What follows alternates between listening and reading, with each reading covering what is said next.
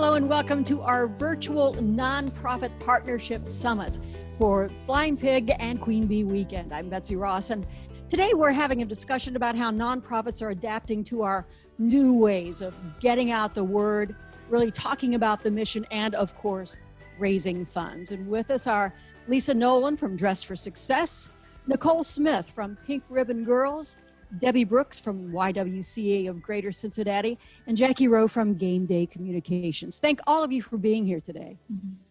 Thank you for having us. So I'm just going to start with a very general question about pivoting, which is kind of the word of the year right now, how you pivot to fit whatever you need. Pivot seems to be the operative word for business and for nonprofits right now. And I want to ask each of you, how have you pivoted to get your message out in this time where we can't have luncheons and we can't have galas, and especially how you get the message out for fundraising? And Lisa, I'm going to start with you and have you talk a little bit about that. Sure. So pivoting on the fundraising front, our biggest change this year is that we had to, like many nonprofits, switch our large annual in-person fundraising event called the Fashion Show to a virtual event. For us, this brings in over a third of our operating budget each year, so it really wasn't a choice to just press the pause button and wait until next year. But I think that we managed as successfully as we could. We had the benefit of having a few months of virtual events as a guest under our belt by the time September 17th rolled around. And so we still leveraged our community partners, pre-recorded a fashion show in store at Saks rather than having them with us live. And we still managed to get over 700 attendees to log in virtually for the event, even though we couldn't be there in person. Nichole, Pink Ribbon Girls has been a partner with Flying Pig and Queen Bee events for quite some time. How has your group pivoted to get the message out and to raise funds? I think that we're all in the same boat, attempting to navigate these waters as best as we can. Obviously with just the safety of our clientele, the safety of our village that rallies around us so much. But the two things that stand out to me the most that we've been able to accomplish is just adapting a hybrid model of the events that we can have, especially just like at a much smaller scale, making sure that we're mindful of all of the precautions that need to take place in this kind of environment, and then tapping into the virtual space. And we just had this really extreme, this event that just wrapped up in September. It's our fitness challenge, and that was extremely successful. And lots of people just rallied their community just to support us in very significant ways, which was amazing to see. And also just utilizing technology. I work in programming, so I'm the data person. That's, maybe not the most fun person to be around because data excites me, but just being able to use technology and seeing exactly what we're doing, seeing how that tells our story, and then being able to convey that now on this digital platform that everyone is utilizing. Debbie, Nichole mentioned hybrid events. The YWCA, of course, has a humongous luncheon every year. Could not do it this year, so you switched it around. Debbie, do you see that those kind of events will become a hybrid, like Nichole said? I think we are starting to feel that there's a place for that approach, the virtual approach. We were able, as you mentioned, to pivot very quickly. So the YWCA Career Women of Achievement event normally is held at Duke Convention Center, and we have 2,000 attendees. It's the largest luncheon in our community. COVID hit us in March. Our event was scheduled to be in May. We had to just, really put on the gas and really completely switch how we were going to do it. We ended up doing it on TV, and it was great. And we got a broad audience, obviously, that way. We feel that it went really well considering we had 2 months to plan it. But I think we're looking at using that kind of format for future events. We actually did our racial justice breakfast virtually on Zoom, and were very well attended. So yes, I think it is going to be hybrid, not just in our fundraising events, but in the way we do our work and the way we serve the clients that we serve in the community. And let's face it, in that way, you can reach a larger audience than the 2,000 that you usually have for the luncheon. So in some ways, it helps you get that message out to even more people. Jackie, I'll have you talk about kind of the other side, working with nonprofits to make this pivot. Sure. And bringing up the fact that you can't have a face-to-face meeting. And probably we won't be able to have face-to-face meetings for quite some time. Talking to the groups that you have talked to, how willing are they to make that change, to make that pivot, to make sure that they still get that message out? And of course, bottom line is the bottom line, to raise money as well. Yeah, it's been a really interesting past 6 months, and I think I've seen such great strides in innovation and creativity, especially among nonprofits and fundraising, because they're fighting for survival. And, Lisa mentioned a third of their budget. I'm sure that the Career Women Achievement Luncheon is a huge financial contributor to the YWCA budget. And Nichole, I know you do such great work at Pink Ribbon Girls. And what I've seen is nonprofits really pivot quickly. And they've pivoted, I think, with grace, with innovation, while keeping their mission in mind and certainly at the forefront. And so technology like this has really allowed us to connect and grow. And I don't see it really going anywhere. I see it being enhanced. We all want to get to the start line of the Flying Pig next year. We all want to, be at the finish line together. But some people might not feel comfortable. So the virtual option will certainly be there for the foreseeable future, I believe. And I think, we'll have to serve both parties, those people who feel a little comfortable and those people who would rather be on the Zoom call or would rather be via video. But I've also been very positively reassured just about certainly our community. Cincinnati is such a great giving community. And I see more and more people giving, helping, and Debbie, the YWCA is a great example of that with your shelter. Folks that are living in the shelter had to move to hotels because of COVID and just the protocols for health and safety. And our community has really responded to support the YWCA.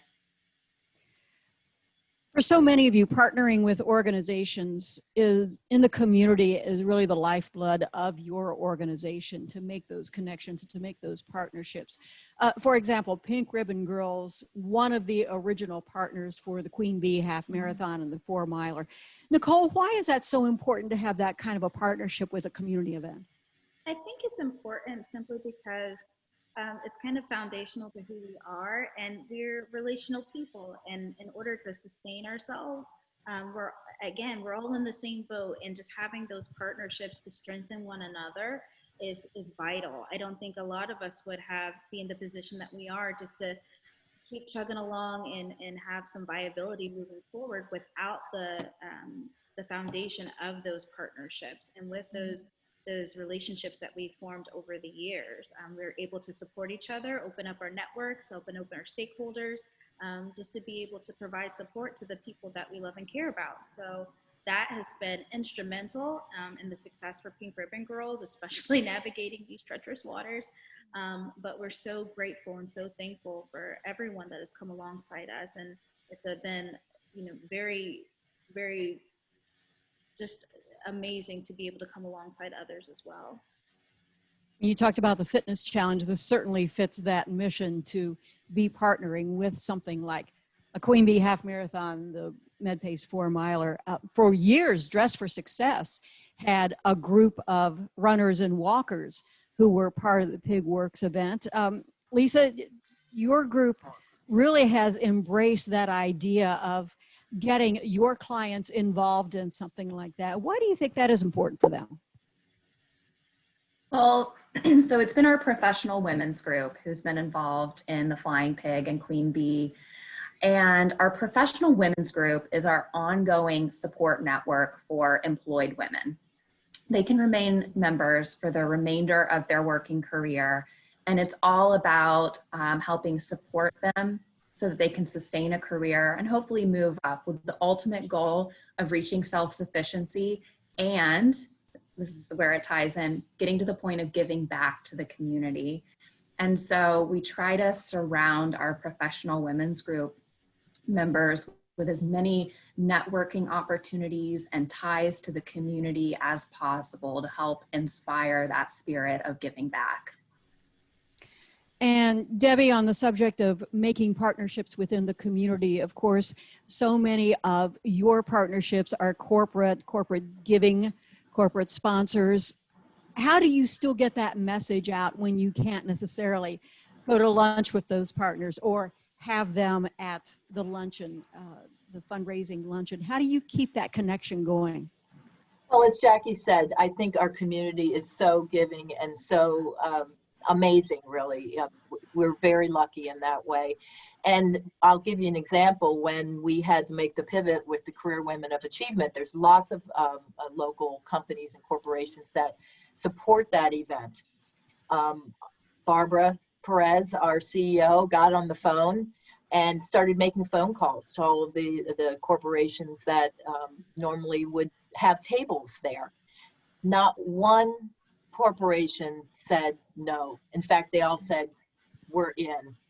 In fact, some of them raised the amount of money that they were giving. So they, they've pivoted to a virtual format. So we're able to continue to have our relationships, to continue to work with them on the events that we're planning. So I see it as just another example of what a wonderful community we really are part of. Absolutely. And Jackie, you can talk a little bit about the Queen Bee and the Flying Pig events. So many have chosen to do the virtual event, and so many are doing both. Back in May, the Flying Pig, and they're doing a virtual event again for the Queen Bee weekend. But I think that we have all seen that so many people have, maybe if they don't want to do a virtual event, they will donate. And I think that's a trend that we have seen across the board for so many road racing events, that maybe I can't do it or I don't really want to do a virtual event, but I'll just go ahead and donate my entry fee. Yeah, I was speaking with Iris Simpson-Bush, the CEO of Pigworks, the parent company of the Flying Pig and Queen Bee and TQL Beer Series last night. And she said, she can't even go into Kroger without being called the Pig Lady. She's beloved in our community, certainly our running community. And she was saying that she has gotten so many texts and emails and just, social media direct messages from people, from runners saying, missing you at the finish line, missing you at the Queen Bee finishers party, but totally get it. And thank you. Thank you for offering this virtual opportunity. So we had almost 6,000 people do the spring events, right? Because they were already training. So, Debbie, you've run many, many marathons. So, once you're in the training cycle, you got to see the end of it, right? So you're gonna go out and do your 26.2 miles somewhere. And this coming weekend, we'll have almost 12,000 people who are either doing the Queen Bee half, the 4-miler, of course, the TQL Beer Series, the Hudi 14K, 7K is also available, and then, of course, the Flying Pig full and half marathon. So that's such a testament to not only the Flying Pig and Pigworks and Queen Bee, but it's a testament to our community. And I would say the foundation that Iris has worked so hard to grow, Iris and, of course, the staff, but, with 300 charity partners along with the Flying Pig every year, I mean, that's remarkable. And, of course, these 3 great charity partners are terrific and support so many great women's causes in our community. But those 300 charities, they need us now more than ever. And they need our participants now more than ever. So that's where I'm really thankful that our community has stepped up. So almost 20,000 people have or will have completed a virtual race in 2020. And that's remarkable to me. Mm-hmm. In this new world that we do so much now, technology-wise, it does change the way that you raise funds. Tell me 1 or 2 things that you are doing differently now to try to keep those funds coming, to keep those donations coming. Debbie, we've already talked about the YWCA luncheon. going virtual. How else is the YWCA using technology or using different methods to keep those donations coming in?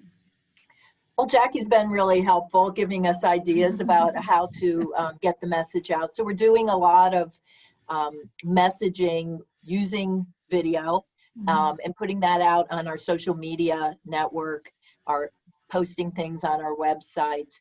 I think getting the word out, now this isn't as much of a fundraising thing, but for us, it's really important to get the information out about our mission and our work.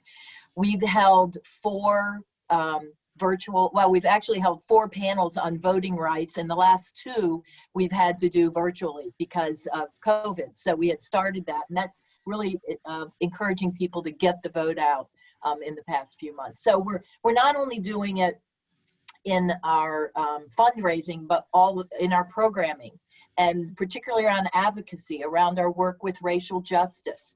We need to keep, that is another issue that's going on above and beyond COVID that needs our attention. Our community needs to come together and coalesce around improving our community to be more equitable. So we're using that platform, and we're getting in touch with a lot more people, and people are really responsive. And then they're sharing the message, of course, so it's exponential.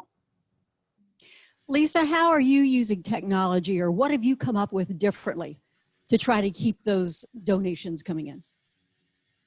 Yeah, I don't know that we've made huge shifts in our fundraising approach, with the exception of our large event that I talked about.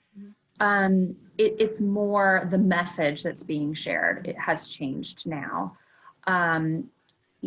Dress for Success being a workforce development agency all about helping women gain employment and stay employed is going to play such a crucial part in getting our community back on its feet in the economic recovery post-COVID.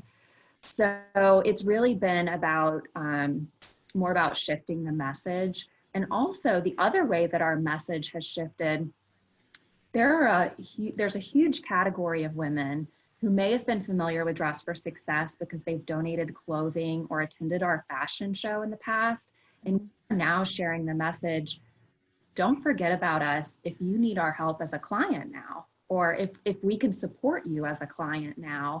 If you're recently furloughed or laid off, we're here for you. So it's really more about changing the messages.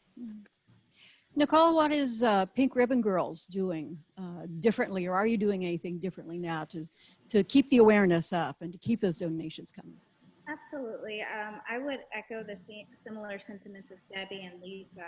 I think that one of the things that we've been very intentional about is analyzing the data and just to see how their intersection between breast cancer and COVID. And what we found is that 37% of the people that we serve fall below the federal poverty guidelines, and 30% of the people that we serve are food insecure.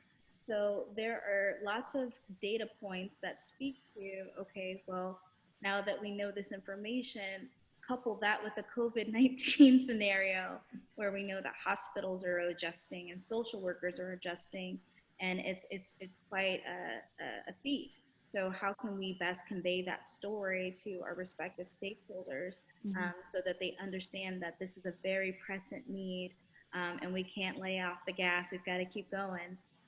Just to ensure that we're serving as many people as we can, the best way that we can. I'm intrigued by what you said at the beginning about hybrid events moving forward. So Jackie, I'll start with you because you have worked with many groups who have kind of switched to that hybrid event mode. Look at the future of fundraising and look at the future of events that so many nonprofits will be having. One of these days it'll be over and we will again be having events. But Jackie, look at the future of these events and nonprofits and talk about what you think these groups will be doing to include more people, to get that message out to more people. Yeah, I love, Nichole, what you're doing with data. It's so important right now. And I think not to go into marketing MBA terms, but I think the segmentation of donors will be so important. And both to what Debbie and Lisa are saying, the messaging around it. So if I really care about women's rights and women's causes and getting women back to work, Dress for Success is really going to resonate with me.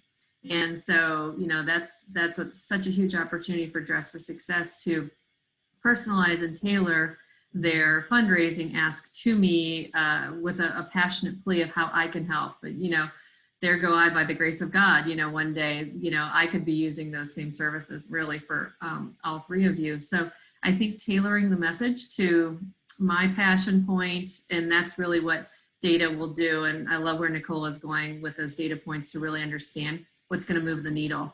But I think virtual events are here to stay with that hybrid approach. Certainly for the next couple of years or so, as people feel really comfortable getting back into the Duke Energy Convention Center with 2,000 other people. So I think creativity and innovation wrapped around data will be the way to go for nonprofits. Debbie, how about you? How do you think that the YWCA will use that hybrid model, if you will, in the future to raise funds and to raise awareness? Well, I think we already are doing a lot of that messaging around our services. So it was mentioned in March, on March 17th, the pandemic was declared. And we had, on March 18th, we had a woman in our shelter who had to go get a COVID test. And back then, it was quite a long lag time before you would find out if you were positive or not. We had to make some decisions, not just us, but the other family housing partnerships, the other family shelters in our community. We all happened to be on the phone at the same time when that call came to me.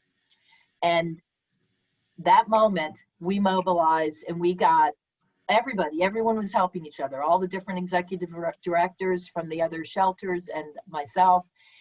Somebody was on the phone with hotels, somebody was reaching out to find out about testing in the health department. So we talk about what that took to do that and continues to take. We can't move those individuals back into our shelter. It's a congregate living, and as we know, the disease is still here and it actually is going up a bit most recently. So we're spending over $75,000 a month in addition to our normal expenses to cover pandemic related costs. And I think that speaks to people. People are, as Jackie has said, giving very generously. But when you're talking about serving 700 survivors and their children annually, it's important to people. These are individuals who have left everything that they had to be safe, to escape abuse. And it makes a difference for our community, for children to be able to grow up in a nonviolent, supportive environment where they have all the opportunities that some of us have had. So I think it's just, I do believe it's about telling your stories, being transparent about what's going on and how you're having to deal with it, and people will hear that. So that's, I think, the direction that we will continue to go as well. Yeah. Lisa, how do you see the future of Dress for Success events and fundraising? Yeah, I think we'll take some cues from learnings with our client services, really. As we were forced to make the quick pivots and try out some things beginning in March that we've been talking about for years and dragging our feet on, and had that push to innovate, we realized the silver linings that were there too. So for example, we've changed all of our, what we call beyond the suit. So job readiness and career support programs to be virtual. And while we're still working on trying to capture that spirit of networking and, really relationship building, we found there's been a very significant increase in participation for the programs because clients now have the program on demand. They can watch it when they're not juggling, child being homeschooled, or whenever they have time. It's not on a strict in-person schedule. Another example is with our styling services shifting virtual. We now have one-on-one phone appointments rather than a group orientation session that happens at the beginning of in-person styling. And we found that women are being much more open about their needs, and we're able to really connect them and start getting them involved on a deeper level. So we're just going to take these learnings, both from our service delivery, and apply them on the fundraising side as well. Yeah. Well, I think that we have heard a little bit about how everybody is going to use this data. Nichole has already told us that she loves data. So Nichole, will put you on the spot. And how do you think that you're going to be using data to segment how you're going to get your message across and how you're going to get more donations? Well, I think that especially for an organization like ours, our focus has always been on helping families, and especially as they're navigating, a lot of times the most difficult times of their life. So the fact that we do have all of these data points, I'm finding through a food preference, it illuminates certain comorbidities through information that we find about finances and all the other aggregated data that we collect, and finding information about social determinants of health. So this just speaks to so many different avenues and so many different overlapping data points that really convey our story, that really help us in certain spaces that people have a vested interest in. So to echo the sentiments of everyone, we have a lot of opportunity to be innovative and just diversify our fundraising techniques, whether it's through grants, hybrid models, virtual fundraising. There's lots of space there, but there's a lot of overlap with people who have a vested interest in what we're doing. I think opportunity also may be the buzzword right now, because with things like this, there are opportunities to expand, to try new things, to try different things, and to get that message out, especially the nonprofits who across the board, as Jackie said, across the board need our help now more than ever. Lisa Nolan from Dress for Success, Nichole Smith, Pink Ribbon Girls, Debbie Brooks from YWCA of Greater Cincinnati, Jackie Rowe from Game Day Communications. Thank all of you for being with us today. Thank you. Thanks, Betsy.